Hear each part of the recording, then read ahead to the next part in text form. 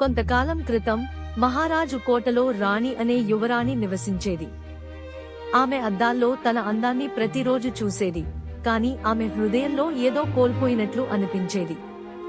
ఒకరోజు ఒక వృద్ధ మహిళ కోటకు వచ్చి, "ఇదే నిజమైన అద్దం, ఇది నీ రూపాన్ని కాదు, నీ ఆత్మను చూపుతుంది" అంటూ ఒక ప్రత్యేకమైన అద్దాన్ని అందించింది.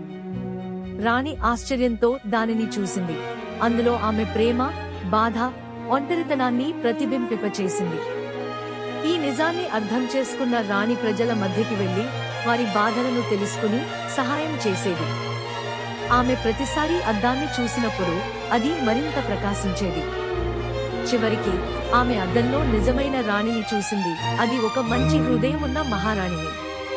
కొన్ని సంవత్సరాల తరువాత ఆ అద్దాన్ని కోటలో ఉంచారు, అందరికీ నిజమైన అందం మన మనసులోనే ఉంటుందని గుర్తు చేస్తూ. రాణి తన జ్ఞానం, దయ, నిజాయితీతో ఒక గొప్ప రాణిగా మారింది.